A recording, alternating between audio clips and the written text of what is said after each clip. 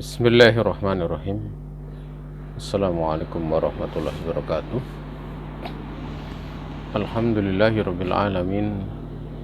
Hamdan katsiran thayyiban barakan fih. Kama yuhibbu rabbuna wa yarda. Asyhadu an la ilaha illallah wahdahu la syarikalah. Wa asyhadu anna Muhammadan abduhu wa rasuluh sallallahu alaihi wa ala alihi wa sahbihi wa man walah wa man tabi'ahum bi ihsan ila yaumil qiyamah. Beserta kamu yang dirahmati Allah Subhanahu wa taala, di sore ini kita akan melanjutkan bahasan dari kitab Fiqh Sunnah Nisa, dan kita masih membahas pada bagian huruf ba ya, yaitu al-aqwal wa ma fi ma'naha al-mubahah fi sholah, yaitu berbagai macam perkataan dan yang semakna dengannya yang diperbolehkan di dalam sholat ya. Dari huruf B ini kita sudah membahas dua perkara.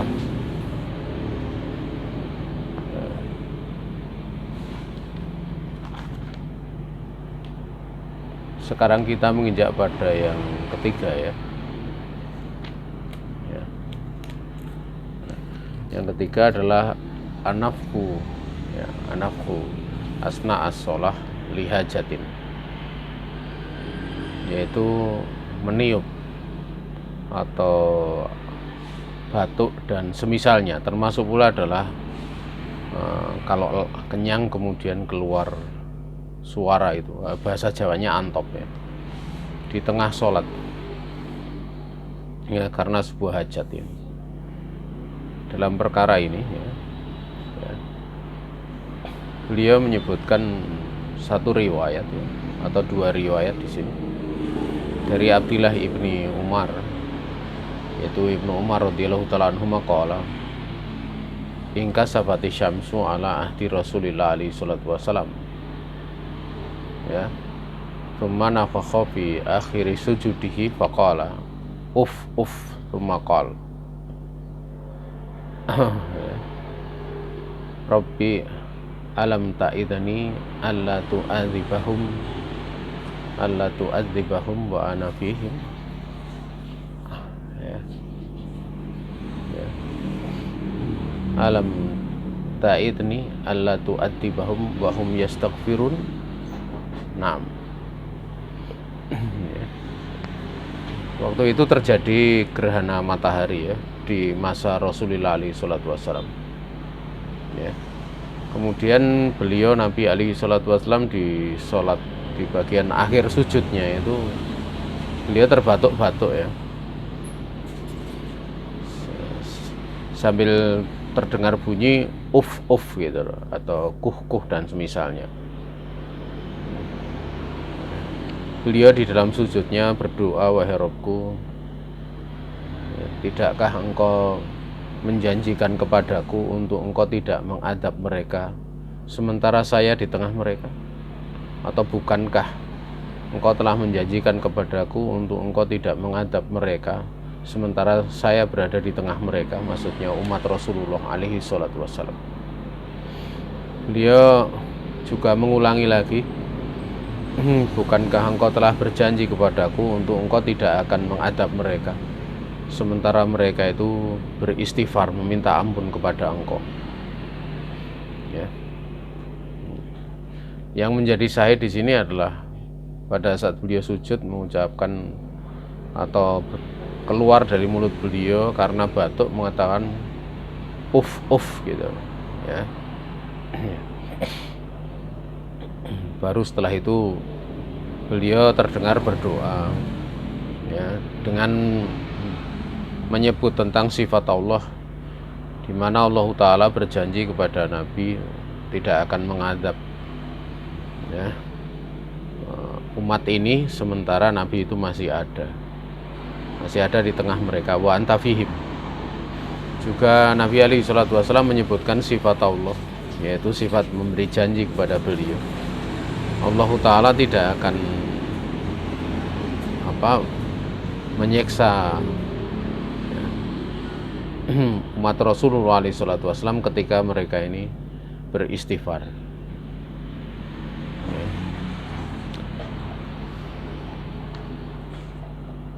Juga dari Aiman ibni Nabil qala qultu li Qudamah ibni Abdillah ibni Ammar al-Kilabi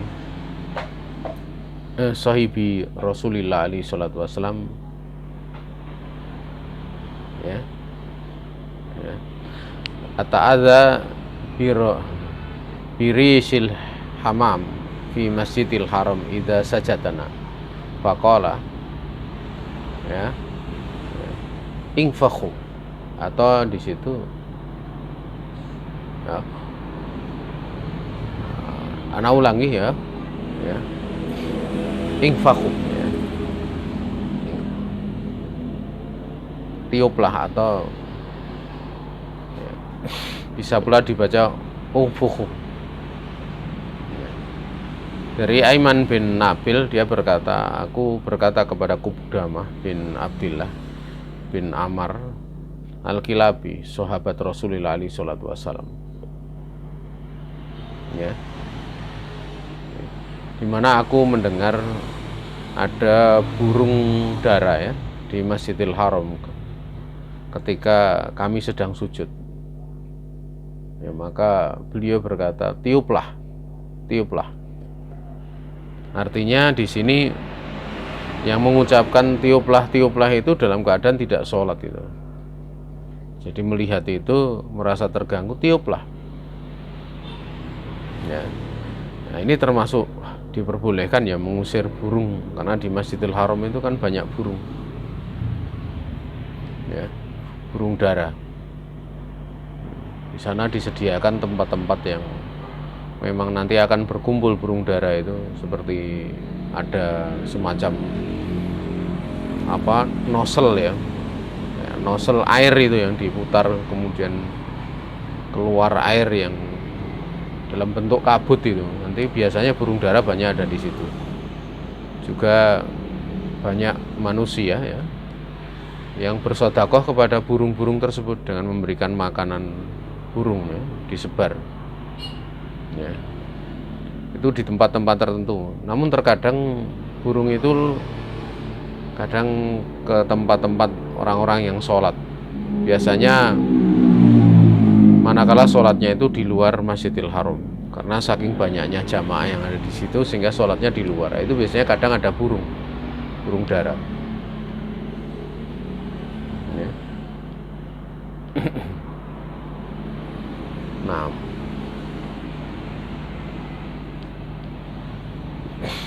ini cukup jelas masalah ini, ya. Kemudian yang keempat, ya, yang diperbolehkan adalah nahnahah fi sholati lil hajah, yaitu berdahak, mengeluarkan dahak dan semisalnya. Wala ba'sa biha fi sholati, tidak mengapa ini dilakukan dalam sholat. Dzalika anna Nabi alaihi salatu wasallam innama harrama takallama fi sholati wa qala innahu la yasluhu fiha say'un minal kalami nas wal nahnahatu la tadkhulu fi musamma al kalami aslan fa innaha la tadullu bi nafsiha fa innahu la tadullu bi nafsiha wa la ma'a ghairiha minal alfat ala ma'nan wala yusama fa'iluha mutakalliman wa innama yufhamu muraduhu bi qarinatin fasarat kal isyarah.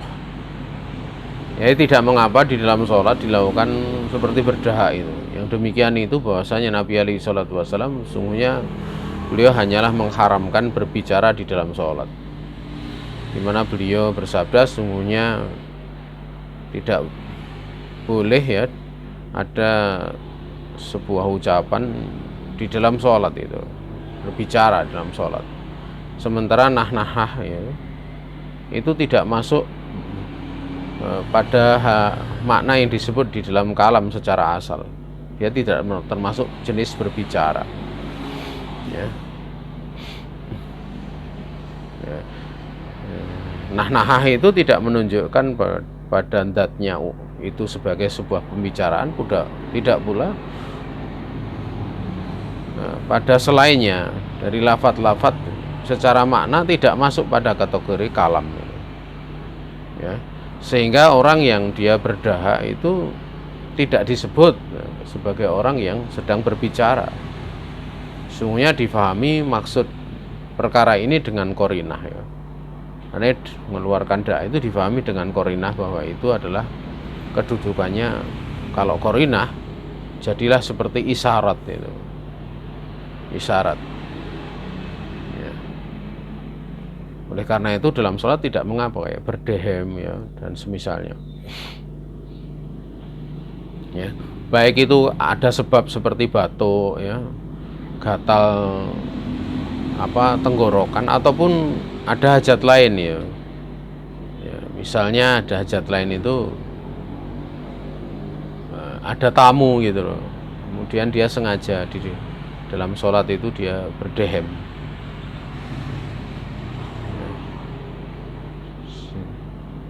Mungkin masih timbul pertanyaan kalau sekedar berdehem, ya. Bisa pula dia mengeraskan bacaannya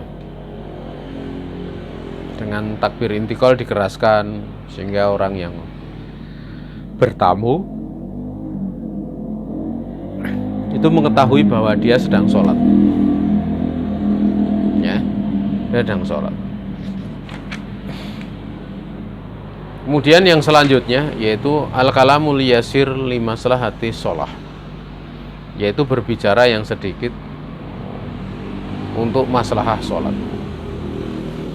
Beliau mengatakan fa'inal kalam li maslahati sholah la yubtiluha idza kana minal imam awil ma'mum syaritatan an la yaksur wa an yatawaqqafa at-tafhimu alaih. Berbicara, ya, untuk maslahah sholat itu tidaklah membatalkan sholat ketika itu muncul dari imam ataupun makmum dengan syarat tidak memperbanyak, ya.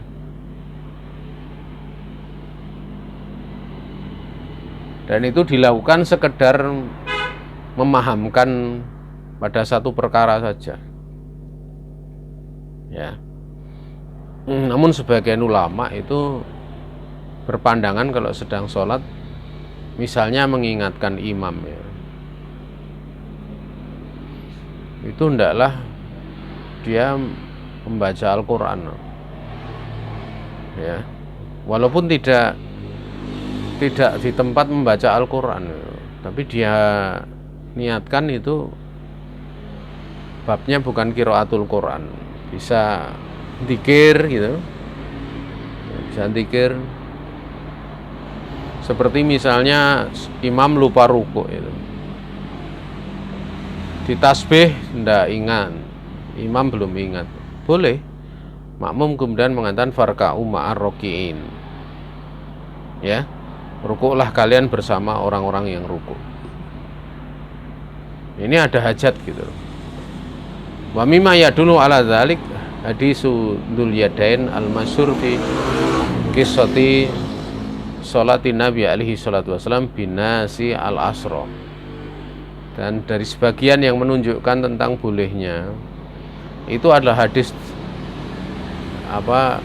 hadisu Dzul Yadain, ya, hadis Dzul Yadain yang masyhur tentang kisah sholat Nabi di tengah manusia. Beliau sholat asar, di mana di sholat asar itu diterangkan fasalama min rakaataini faqama Dzul Yadain faqala aku sirotis sholatu ya Rasulullah amnasita faqala Rasulullah alaihi salatu wasallam kullu dzalika lam yakun, ya.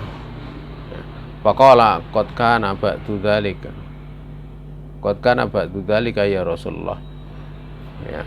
Kalau di riwayat lain dikatakan qad nasita ya Rasulullah. Fa aqbala Rasulullah alaihi salatu wasallam ala nas faqala asaddaqa Dzul Yadain faqala na'am ya Rasulullah. Fa'atamma Rasulullah alaihi salatu wasallam ma baqiya minas shalah tsumma sajada sadatain wa huwa jalisun ba'da taslim. Di dalam hadis Dzul Yadain itu Nabi sholat ya yang sifatnya itu sholat siang hari, ya diterangkan adalah sholat asar dalam satu riwayat. Beliau sholat itu cuma 2 rakaat, kemudian salam beliau salam dari sholat 2 rakaat. Dzul Yadain waktu itu bangkit ya dan berkata, apakah sholat digosor ya Rasulullah atau engkau lupa?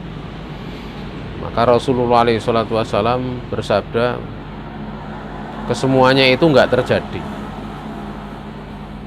ya.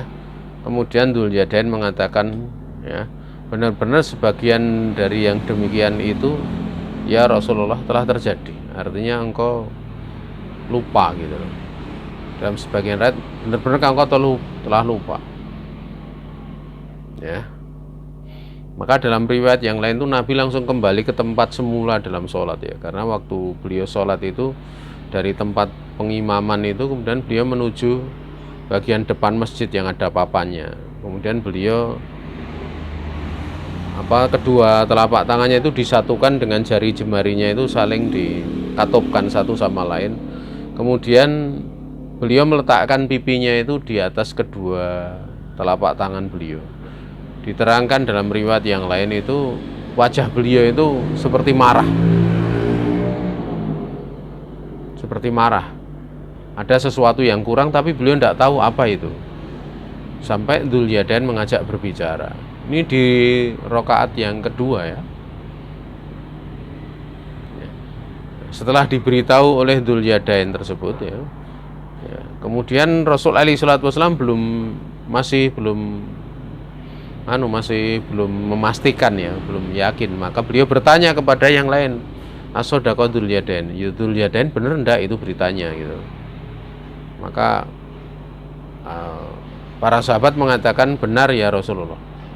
Di dalam riwayat yang lain diterangkan Abu Bakar dan Umar segan untuk mengingatkan Nabi, sampai bangkitlah Dzul Yadain itu ya. Kemudian Nabi alaihi salatu wasallam dari tempat papan itu kembali ke tempat sholatnya. Ya, kembali ke tempat sholatnya. Kalau di sini tidak disebutkan. Hanya Rasul alaihi salatu wasallam menyempurnakan apa yang masih tersisa dari sholatnya, itu 2 rakaat. Artinya dari 2 rakaat sudah dijeda berbicara. Kemudian beliau menambah 2 rakaat lagi. Ya. Kemudian beliau ini sujud dengan 2 sujud dalam keadaan beliau ini duduk setelah salam. Artinya apa? Beliau sujud sahwinya adalah setelah salam. Jadi setelah salam beliau baru 2 kali sujud sahwi. Kenapa sujud sahwinya adalah setelah salam? Karena ini menambah. Artinya dari salam pada saat rakaat yang kedua itu kan berarti salamnya tambahan dari 4 rakaat. Beliau menambah 2 rakaat, kemudian dari 4 rakaat itu terjeda 1 salam di 2 rakaat itu, atau di rakaat yang kedua. Nah, ini namanya menambah. Maka sujud sahwinya adalah setelah salam. Ya, di riwayat yang lain Nabi pernah bahkan sholat 5 rakaat dan sudah berbicara, sholaitu kada wa kada ya Rasulullah. Engkau sholaita, bukan sholat. Sholaita kada wa kada, engkau sholat demikian dan demikian, itu 5 rakaat. Kemudian Nabi alaihi salatu wasallam kembali ke tempat semulanya, langsung beliau sujud sahwi 2 kali. Ya. Karena ini ada menambah 5 rakaat. Ya. Jadi sujud sahwinya adalah setelah salam.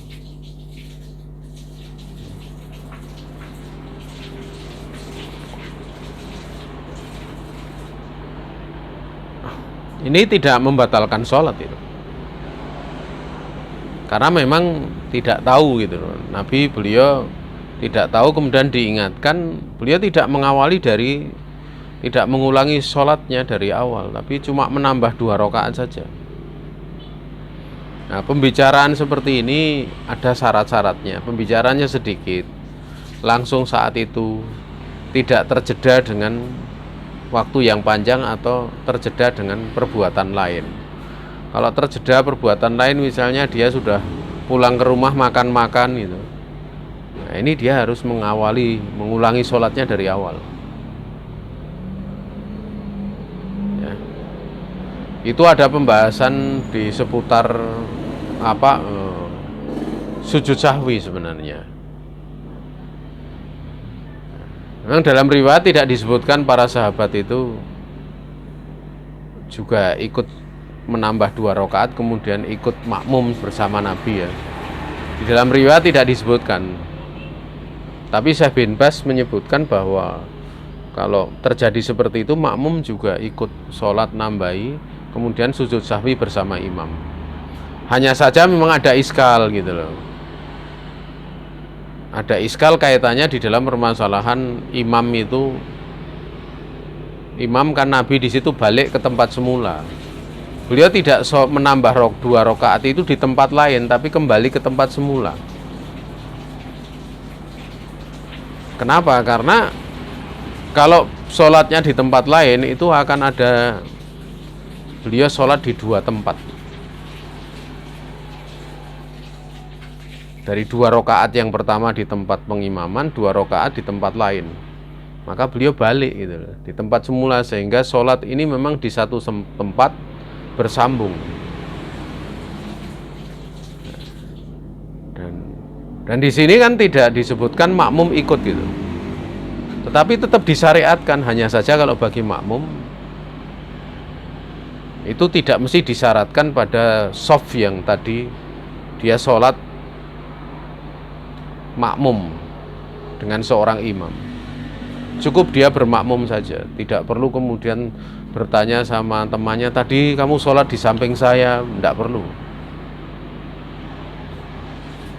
Ini akan jadi iskal. Makanya dalam riwayat tidak disebutkan makmum itu ikut, tapi diterangkan oleh Syekh bin Baz makmum ikut itu. Ya.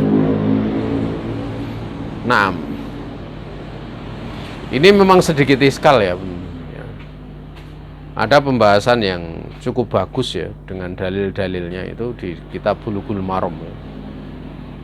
Di hadis nomor sekitar 300-an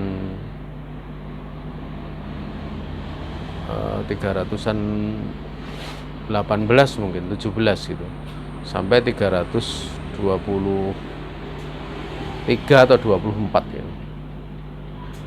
Di situ disebutkan oleh Al-Hafidz Ibnu Hajar Al-Asqalani rahimahullah ta'ala ya, tentang hadis-hadis yang berkaitan dengan sujud sahwi gitu. Apakah menambah atau mengurangi, atau apakah dia ragu tidak bisa memastikan, tidak ada kecondongan, tidak ada golabahdun, atau ragu tapi bisa menentukan golabahdun. Itu nanti masing-masing punya kedudukan cara sujud sahwinya sendiri-sendiri ya. Nah, kemudian diterangkan di dalam kitab ini wajudilalah anal imam wal makmum takallamu limaslahati sholah qabla anhaya an yanhaya as-sholata fakana ya fi hukmi sholati. Sisi dalilnya dalam hadis ini bahwa imam dan makmum mereka saling berbicara untuk maslahah sholat, yaitu Dzul Yadain mengingatkan Nabi menjawab sebelum ya terhalangi atau tercegah untuk sholat ya. Artinya kan itu masih di dalam sholat ukurannya, walaupun berbicara karena lupa gitu. Maka itu berada pada kedudukan hukum sholat ya. Nabi lupa, kemudian para sahabat tidak lupa, tapi mengingatkan gitu. Makanya ada hajat. Walaupun bicaranya sengaja, itu tidak membatalkan sholat yang 2 rakaat yang sudah dilakukan oleh Nabi dan para sahabat. Kalau Nabi kan lupa jelas. Kalau sahabat ini kan dalam posisi tidak lupa, tapi ada hajat untuk mengingatkan imamnya gitu loh. Nah ini bentuk mengingatkannya bukan dengan tasbih, karena sudah secara dohir sudah diakhiri dengan salam gitu. Diakhiri dengan salam. Makanya tidak apa-apa misalnya di satu jamaah masjid sholat duhur 3 rakaat salam, kemudian makmumnya setelah selesai salam mengatakan Anda imam kurang 1 rakaat, itu tidak membatalkan sholat itu. Langsung imamnya naik gitu, untuk sholat di rakaat yang keberapa? Rakaat keempat. Ya, imamnya bersama makmum. Yang menjadi masalah pada saat dia nambah 1 rakaat, misalnya di rakaat ketiga seperti yang dicontohkan tadi, itu dari duduk atau langsung berdiri. Diterangkan Syekh Utsaimin, dia dari duduk. Dalam kitab Fathul Jalali wal Ikram itu dari duduk. Kenapa? Karena pada saat rakaat ketiga kemudian salam, itu posisinya kan duduk. Ya dia duduk dulu baru kemudian Allahu Akbar intikal ke atas. Bukan dari berdiri kemudian Allahu Akbar. Nanti kalau dari berdiri Allahu Akbar, posisinya jadi apa itu takbirnya? Apakah takbiratul ihram atau intikal? Kalau intikal wong sudah berdiri. Maka yang benar dia dari duduk kemudian naik ke atas mengatakan Allahu Akbar. Ini dijelaskan dalam kitab Fathul Jalali wal Ikram. Ya.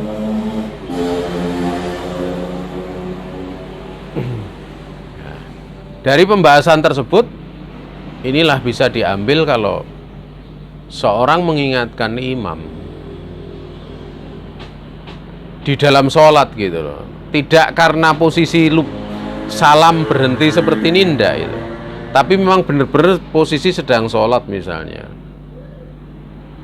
ini sedang sholat, kemudian imam itu lupa misalnya apa lupanya, lupa sujud hanya 1 kali misalnya. Itu kalau di makmum tasbih nggak ingat, wanita dia bertepuk tangan juga nggak ingat, tetap imamnya nggak ingat, ya boleh. Untuk dia, sebagian ulama mengatakan untuk makmum ini dia membaca ayat Al-Quran yang sesuai dengan apa yang dilakukan oleh imam tadi, yang dilupakan. Misalnya kalau dia lupa sujud, fasjudu lillahilladzi fasjudu lilladzi khalaqahunna in kuntum iyyahu ta'budun, misalnya gitu. Ya, tapi dia bukan niatnya baca Quran. Karena baca Quran itu letaknya di kala berdiri. Dia mengucapkan itu babnya dzikir. Ya. Atau dia berzikir dengan lafaz-lafaz yang di situ ada ungkapan sujud misalnya. Ya. Itu yang lebih selamat. Walaupun andaikan berbicara dalam bentuk pembicaraan, ini ada ranah di sini.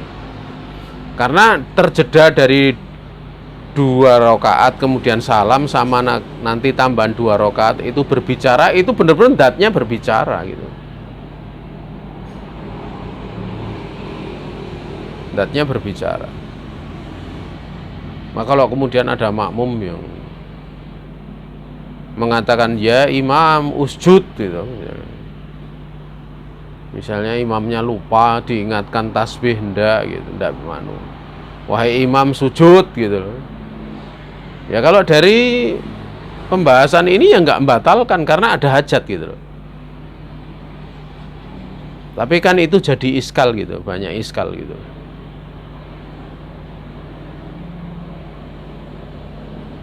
Naam. Ya.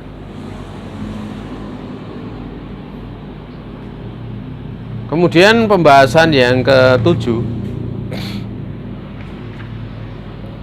atau ini ke-6 dulu ya, ke-6 tadi ya, Afan ya. Alhamdu fi sholati liman atosa. Mengucapkan alhamdulillah di dalam sholat bagi orang yang bersin. Namun diterangkan oleh para ulama ya, Syekh Utsaimin menjelaskan bagi yang mendengar tidak perlu mengucapkan yarhamukallah. Orang yang bersin itu sendiri yang boleh mengucapkan alhamdulillah. Fajazuzu laki ida atosti fi sholati antahmadillaha fi nafsiki lakin la tusammituki sohibuki. Boleh bagi kamu seorang wanita ketika kamu bersin dalam sholat untuk engkau memuji Allah pada dirimu. Artinya nggak perlu keras, dipelankan saja gitu. Namun kamu tidak perlu ya, tidak perlu saudara kamu yang di samping kamu menjawab tahmidmu dengan mengucapkan yarhamukillah atau yarhamukallah gitu. Nggak perlu. Makanya alhamdulillahnya pelan saja. Alhamdulillah. Ada satu riwayat yang hadis Rifa'ah bin Malik ya. Dia mengatakan sholat itu khalfa Rasulillah alaihi salatu wasallam fa'atastu faqultu alhamdulillahi hamdan katsiran thayyiban barakan fih mubarakan alaih kama yuhibbu rabbuna wa yarda. Falamma sholat Rasulullah alaihi salatu wasallam bang suraha faqala manil mutakallimu fi sholah. Faqala Rifa'ah ana ya Rasulullah. Faqala walladzi nafsi biyadihi laqad ibtadaroha bid'atun wa thalathuna malakan ayyuhum yas'atu biha.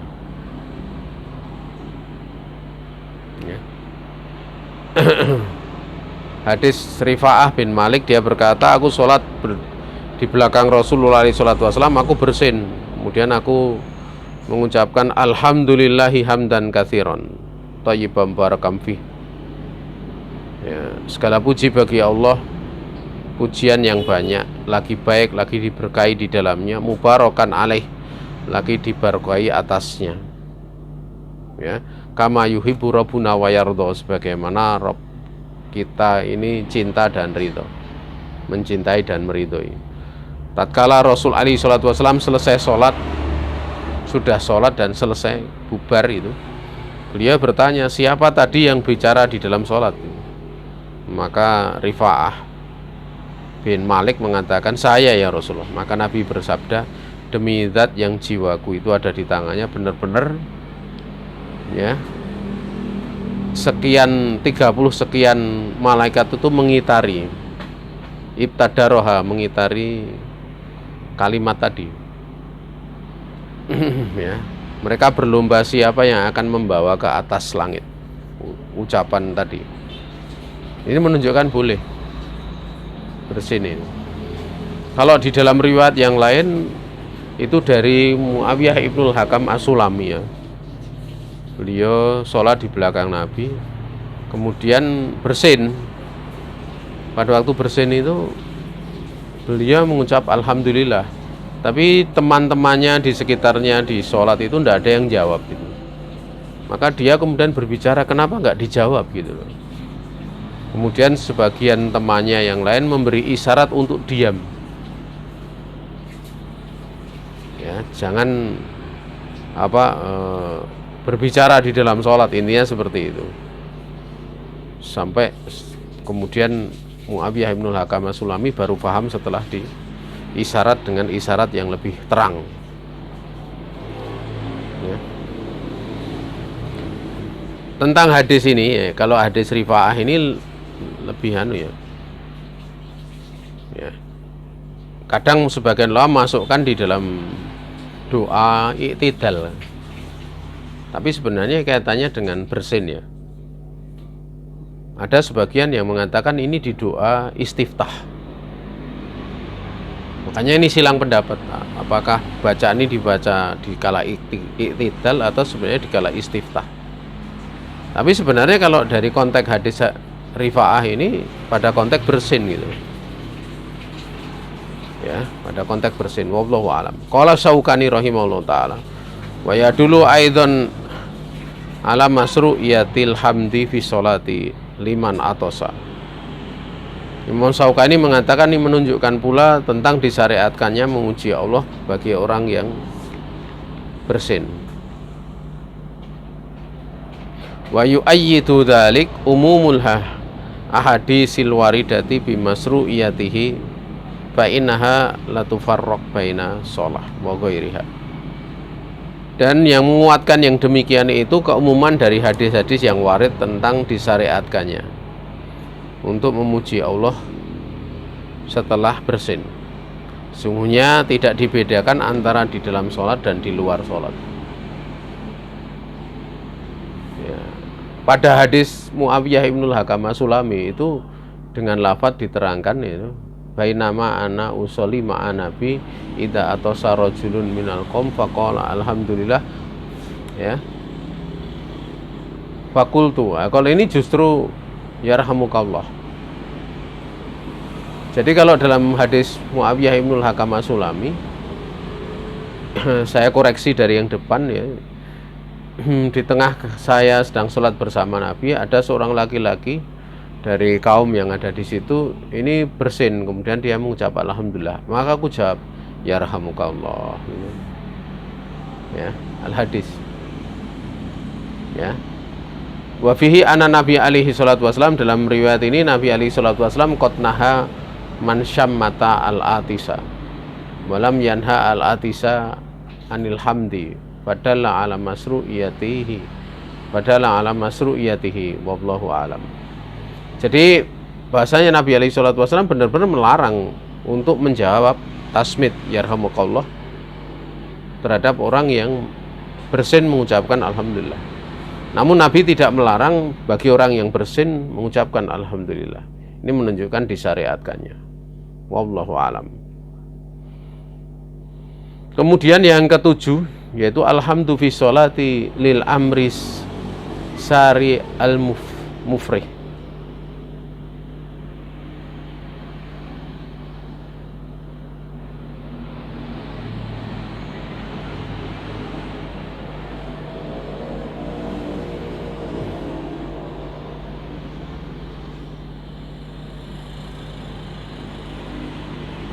Ya.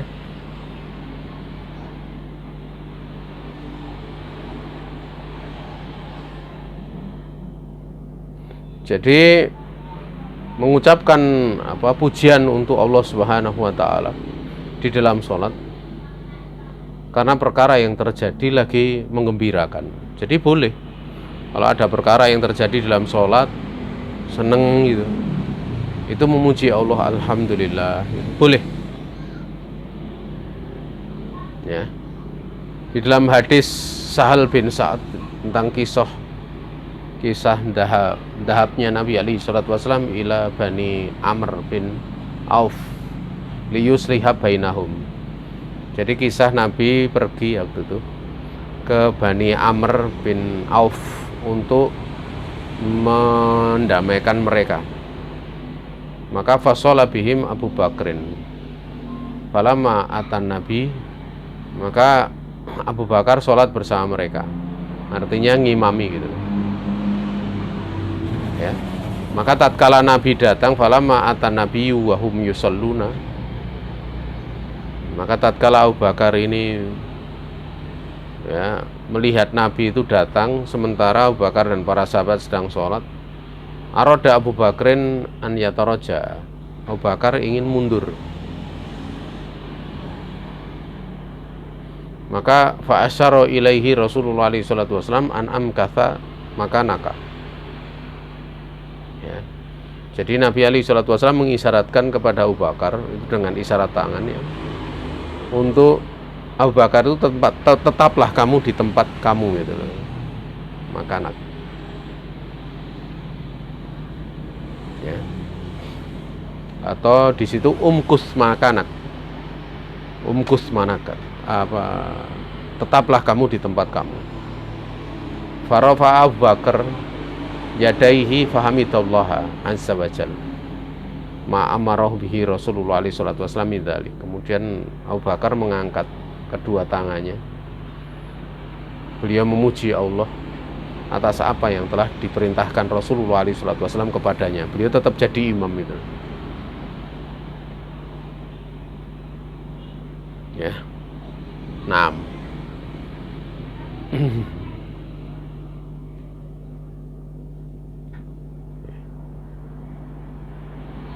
Ini yang keberapa? Yang ke-7 ya. Jadi boleh misalnya sedang sholat istrinya lahiran gitu, dapat kabar dari bidannya kalau istrinya lahir misalnya di rumah, dia kemudian memuji Allah, boleh di dalam sholat itu.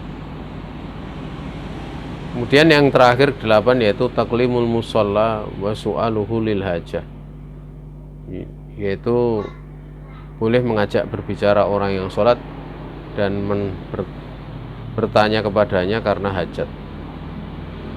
Ini telah berlalu kisah Jabir tatkala Nabi mengutus kepada Bani Mustalik ya.